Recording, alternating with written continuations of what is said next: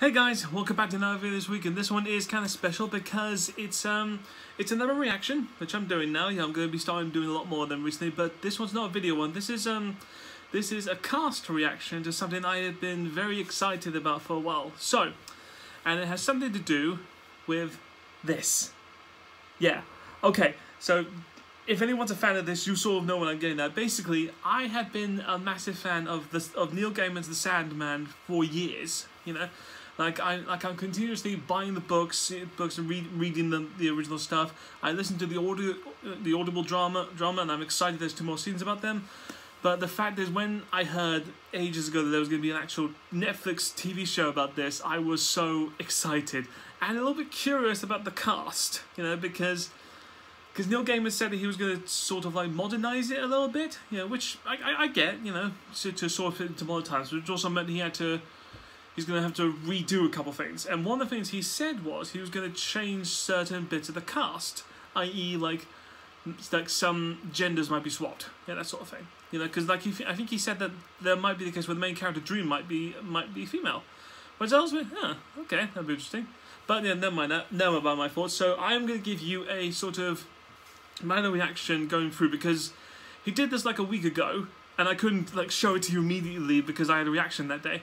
So this is just me reacting to each one of the actors of like the first, I think, six or seven people, because the cast in this show is going to be huge, like absolutely massive. So there's not going to be so we're going to go a few abilities, but he released the first few on Twitter, so I'm going to show them to you and sort of give you my thoughts on each character. So the first one, of course, is the main guy himself. Dream is going to be played by this guy, who is Tom Sturridge. Apologies if I can't pronounce people's names, you know. So, looking at him, I was actually quite pleased. I thought, you know what? He looks like Dream. He looks like the guy, you know. It's like when I heard James McAvoy say he was going to be like the Audible version, I was like, oh, that's going to be weird. But then I heard him, and I was like, oh, yeah, that's good. I think this guy is going to be awesome. I know absolutely nothing about him, in a sense. I don't know much of his credits, you know. He's done well. He's a good guy, but I don't know much about him, which I think is kind of good. You know, like, because it means that I can have like a fresh experience. Like, this will be the thing I want to know him for as Dream, Lord Morpheus. You know, so because he's got the look for it, he's got the appeal of it. You know, the fact that he can look like that, just deadpan, just like, yeah, that looks like Morpheus. You know, so I'm really excited about him, because I think he'll pull it off. You know, young actor doing well. I think he'll do good, hopefully. Next one is the cast of Kane, the first Predator, and it's Sanjeev Bhaskar, I believe is how I pronounce his name. This one I do recognise, yes, because I've seen him on certain things.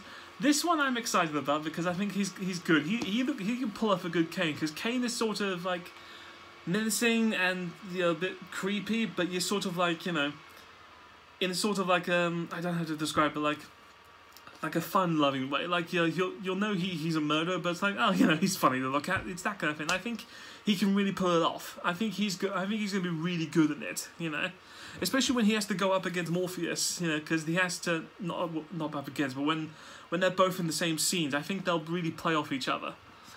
Speaking of play off each other, in the next one, the next person that I am going to be doing. Ooh, hang on, let me just get everything here right now, because a lot of things are a little bit difficult. Because you have Kane here, and then you have Abel, and Abel will be played by Asim Chowdhury, which I have seen. He's a comedian. He's an absolutely funny guy. I saw him on Taskmaster, so I watched him for weeks. I think he is going to be really good as Abel. You know, I think he's going to play off to Sanjeev as Kane. I think they're going to be very, very good together, you know? Especially the fact that if you look at, like, the Sandman comic, you know, you know, the way he's drawn and the way, you know, Asim looks is very similar. So I think it'll be really cool. I think it'll be quite awesome, you know? Right, so let's give you the next one. The next one piqued my interest quite a bit, because I wasn't sure how they were going to do this one. And that was the title of Lucifer Morningstar. And they announced it was going to be played by the lovely Gwendolyn Christie. I was surprised, you know, Because it was not like surprising the bad, but more like surprising when I saw this. I was like, I did not think of her for that role, and I was like, yeah, played the Lord and Ruler of Hell. She can totally play off that character. I've seen her in bits, you know. I watched a bit of Game of Thrones, but I've also seen her in other things as well. And it's just one of those things where it's just you look at that and you sort of think, yeah, because Neil Gaiman said that it was going to be based more on the comic version of Lucifer Morningstar, not the TV show, you know, of Lucifer, which I imagine a lot of fans really wanted Tom Ellis to play. You know, I get it, you know, I understand, but even he said, Neil Gaiman said that that version and the version that's in the comics would be so strange to sort of interconnect the two. Would be so strange. Yeah, it'd be weird. Yeah, but no, I applaud this decision. I think it's going to be good. So it's one of the roles where the genders change, but I think it's one of those things where people don't really care that much because it's Lucifer. Lucifer Morningstar is literally the ruler of hell. She can do whatever she wants. Yeah, she can do whatever she wants, you know. You sort of need that sort of menacing look of like she can be playful, but with those eyes you can look like, oh my god, she's gonna kill me, like that kind of feeling. And I think she can really do this. Yeah. Next one on the list. This one I was quite surprised at because this one I think will be quite funny. Is the title of Rogerburgess, you know, from the first book, and that's played by the Hand of the King himself, Mr. Charles Dance. This role looks perfect for him because the whole point of Rogerburgess is that he is a menacing demon king, you know, who like, you know, who sort of tries to capture Dream, and I am, you know, he's, you know, a charlatan, you know, as a magician, you know, founded this whole cult thing.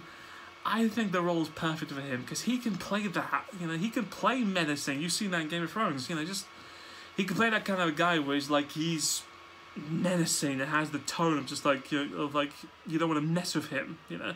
I think this is going to be really good for him, you know. Well, good for the show, you know. He doesn't need it; he's already good, you know. I think he'll be really good. I like him in that.